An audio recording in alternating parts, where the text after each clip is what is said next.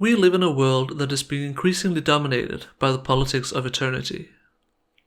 Trump just got elected for the second time. The fascist dictatorship of Russia doesn't seem to be collapsing anytime soon. In Europe, far-right parties are gaining increasing amounts of influence in politics. And so it is as good a time as any to take a look at something seemingly inconsequential, like the ideas present in the games we play. In other words, I just read a book, and now I want to apply it to my interests. The book I read is Timothy Snyder's The Road to Unfreedom. In it he outlines three kinds of politics: the politics of inevitability, the politics of eternity, and briefly, the politics of responsibility. It is largely a book about Russian influence on the politics of Europe and the United States, through propaganda, cyber war, and invasion. And reading it made me curious on how the games we play reflect these kinds of politics. Inevitability is the framework that a certain kind of progress is inevitable. Examples could be the statements, technological innovation will solve the climate crisis. With generations passing, racism, sexism, and homophobia will be things of the past. The free market will bring freedom and democracy to all countries of the world. The through line is that we don't need to do anything. No political action will be necessary. Eternity is even more nebulous. It is the framework of innocence, where a country or group is already considered the chosen good group, already having achieved the highest forms of society and governance. However, it is beset by enemies, threats that endanger the country and its inhabitants. Perhaps it is a cabal of Jews who've infiltrated the high institutions of society. Maybe foreign powers are spreading homosexuality to the country's youth. Or maybe a defensive pact of the nation's enemies are expanding their membership. These threats must be defended against in order to maintain the world order. They do not have to be real. Responsibility is only briefly mentioned in the book, but it is posited as the alternative to these politics. Responsibility means a world where decisions are carried out for the good of the entire citizenry, where the future isn't something that happens, but something that is made, where politics are guided by historical experience. And now I want to talk about how this could be interesting from a game design perspective. I want to draw out some examples of these politics and how they manifest in games. Games of inevitability are, in my experience, rare. Role-playing games tend to focus on individual agency, and outcomes in most games are, in fact, not inevitable. Of course, play the table is, in some groups, defined by inevitability, notably in railroading. Through fudging or fiat, a GM might decide that some things are simply bound to happen. Some adventures or modules assume that things happen in a linear fashion. That is not quite what I want to interrogate.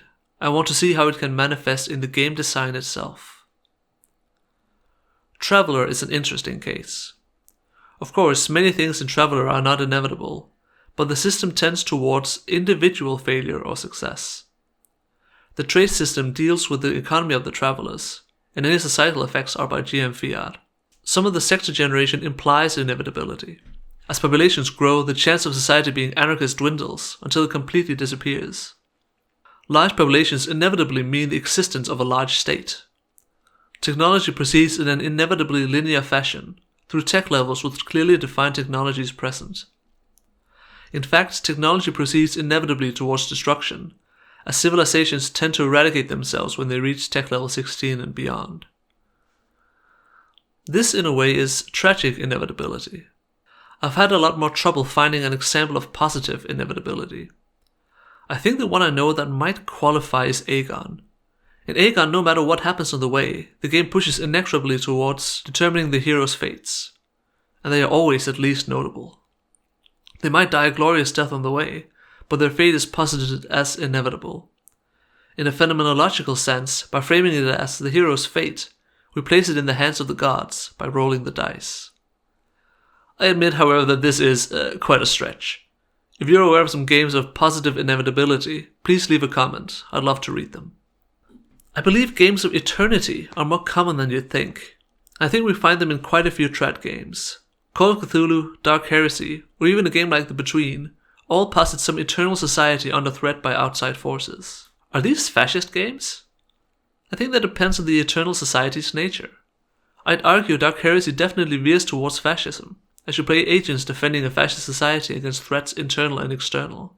In The Between, it's more ambiguous, but you are defending a monarchical society against monstrous threats, as well as from the mastermind. An interesting case is that of Apocalypse World. On the one hand, it is in its nature about society after a great collapse. It is about opening your mind. It is about loyalty.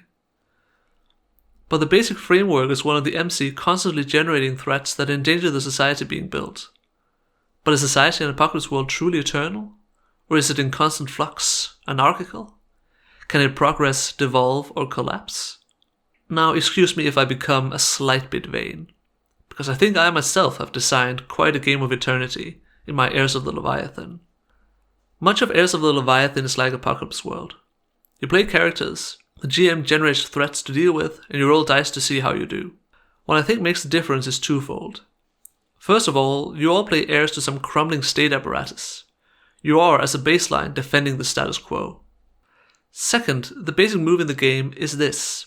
When you attempt something suitably grand, name one thing you fear will happen, then roll 2 6-sided dice. So the threats in the game are not simply made by the GM, they are constantly introduced by the players themselves. You cannot do something grand without also introducing a fear. And the constant fear of disrupting the status quo, that is the stuff of eternity. I did not set out to create a fascist game, and I think I've narrowly avoided it. Heirs of the Leviathan is about delving into the darker parts of the psychology of power. It's about feeling the constant dread and paranoia of being a ruler. Make no mistake, your heir will probably turn into a scheming bastard, constantly fending off threats real or imagined. But it is my hope that it will make you, as a player, reflect on power in the real world and seek to dismantle it. I guess that's the anarchist-adjacent part of me talking. Finally, we come to games of responsibility. I'm sure you can find a fair few that use this framework, and in fact I think many games will become games of responsibility at the table. But I'd like to take a look at a particular one that I have some fondness for. Root, the role-playing game. I read some takes on Root that I think are quite unfair. For instance, that you play as cops and that all factions must be morally grey. Quite frankly, I think this is one of the game's greatest strengths. In Root, you play as a group of vagabonds in a world defined by strife between warring factions. As a baseline, you have the industrious Marquisate, the aristocratic Eyrie dynasties, and the rebellious Woodland Alliance. You gain reputations with them, you help some, you hinder others, and overall you travel from clearing to clearing trying to make it. Now I think it would be a complete disaster for the game to have a morally good faction, because it would remove the potential for it to be a game of responsibility. The Woodland Alliance seems like the obvious good guys. Everybody likes a rebel, right? But the real world has many rebels that are, well, unsympathetic. I have no particular fondness for the Taliban or the many militia movements of the United States. And having a morally grey rebellious faction allows for one particular thing. You, the vagabond, have the ability to take on the politics of responsibility and become a force of good in the woodland. By being an autonomous individual outside factionalism, you can make decisions that are good for the woodland as a whole. You can become the factor that turns the Woodland Alliance into the force of good it has the potential to be. I think this requires the initially bleak outlook of a woodland where every faction has its villains. The vagabond, and thus the players, can become responsible. The TTRPG space is, thankfully, incredibly varied. I think it is interesting to apply political ideas of the real world to games, and I think I've found out that eternity can slip into even the work of politically progressive designers. And I think that's fine. It's fantasy, and it allows us to slip into and out of psychological modes that bind our thoughts and reality. We should work for a politics of responsibility, and ironically, this means making games of inevitability and eternity. Thank you for listening to me ramble for a while. I hope you got something out of it.